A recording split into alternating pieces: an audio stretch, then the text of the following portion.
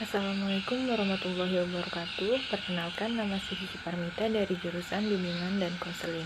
Di sini saya akan menjelaskan mengenai konsep kesulitan belajar. Pengertian kesulitan belajar. Kesulitan belajar merupakan sebuah permasalahan yang menyebabkan seseorang siswa tidak dapat mengikuti proses pembelajaran dengan baik, seperti siswa lain pada umumnya, yang disebabkan oleh faktor-faktor tertentu sehingga tidak dapat mencapai tujuan belajar sesuai dengan keinginannya. Menurut Ahmad dan Supriyono 2003, kesulitan belajar adalah suatu keadaan di mana anak didik atau siswa tidak dapat belajar sebagaimana mestinya. Hal ini tidak selalu disebabkan oleh faktor non-inteligensi. Faktor penyebab kesulitan belajar. Yang pertama adalah faktor disfungsi otak. Penelitian mengenai disfungsi otak dimulai dari Albert Strauss di Amerika Serikat pada akhir tahun 1930-an yang menjelaskan hubungan kerusakan otak dengan bahasa, hiperaktivitas, dan kerusakan perseptual.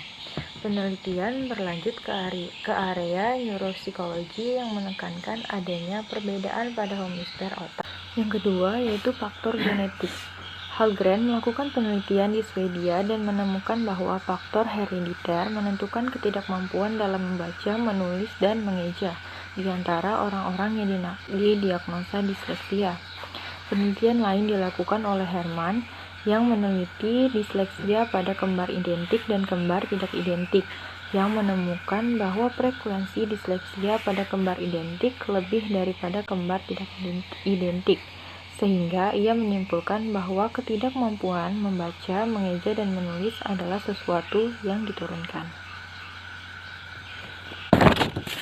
Yang ketiga yaitu faktor lingkungan dan malnutrisi. Kurangnya stimulasi dari lingkungan dan malnutrisi yang terjadi di usia awal kehidupan merupakan dua hal yang saling berkaitan yang dapat menyebabkan munculnya kesulitan belajar pada anak.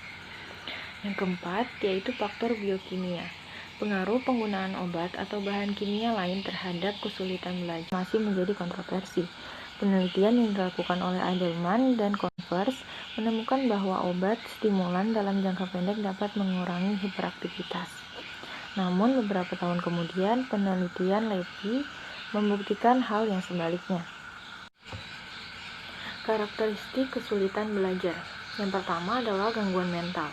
Penyebab kesulitan belajar berasal dari faktor internal, yaitu berasal dari dalam diri anak itu sendiri. 2. Kesenjangan antara potensi dan prestasi. Anak berkesulitan belajar memiliki potensi kecerdasan inteligensi normal. Bahkan beberapa di antaranya ada yang di atas rata-rata. Namun demikian, mereka memiliki kesenjangan yang nyata antara potensi dan prestasi yang ditampilkannya.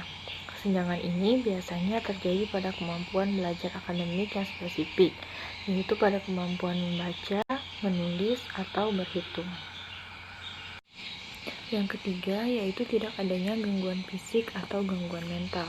Jadi di sini anak berkesulitan belajar merupakan anak yang tidak memiliki gangguan fisik atau gangguan mental. Klasifikasi kesulitan belajar. Yang pertama adalah kesulitan belajar pengembangan pra-akademik, meliputi gangguan perkembangan motorik, gangguan pengembangan sensorik, dan gangguan perkembangan perseptual. Gangguan perkembangan motorik, gangguan pada kemampuan melakukan gerak dan koordinasi alat gerak. Gangguan perkembangan sensorik yaitu gangguan pada kemampuan menangkap rangsang dari luar melalui alat-alat indera. Gangguan perkembangan perseptual merupakan gangguan pada kemampuan mengolah dan memahami rangsang dari proses penginderaan. Selanjutnya yaitu gangguan perkembangan perilaku, merupakan gangguan pada kemampuan menata dan mengendalikan diri yang bersifat internal dari dalam diri anak. Kesulitan belajar akademik. Yang pertama itu terdiri dari disleksia atau kesulitan membaca, merupakan kesulitan untuk memaknai simbol, huruf, dan angka melalui persepsi visual dan auditoris. Yang kedua yaitu disgrafia atau kesulitan dalam menulis, yang terjadi pada beberapa tahap aktivitas menulis seperti mengeja. Kedua yaitu disgrafia atau kesulitan dalam menulis yang terjadi pada beberapa tahap aktivitas menulis seperti mengeja. Yang ketiga yaitu diskalkulia atau kesulitan dalam berhitung, merupakan kesulitan dalam menggunakan bahasa simbol untuk berpikir, mencatat, dan mengkomunikasikan ide-ide yang berkaitan dengan kuantitas atau jumlah. Penanganan kesulitan belajar. Penanganan yang diberikan untuk anak yang memiliki kesulitan belajar meliputi penata laksana di bidang medis. Yang pertama adalah terapi obat. Untuk pengobatan yang diberikan adalah sesuai dengan gangguan fisik atau psikiatri. Selanjutnya yaitu terapi perilaku. Terapi perilaku yang sering diberikan adalah modifikasi perilaku. Dalam hal ini, anak yang akan mendapatkan penghargaan langsung jika dia dapat memenuhi suatu tugas atau tanggung jawab yang bersifat positif. Dan sebaliknya, jika anak tersebut melakukan hal yang bersifat negatif, maka ia akan mendapatkan peringatan secara langsung. Baiklah, sekian pemaparan materi dari saya. Saya ucapkan terima kasih. Wassalamualaikum warahmatullahi wabarakatuh.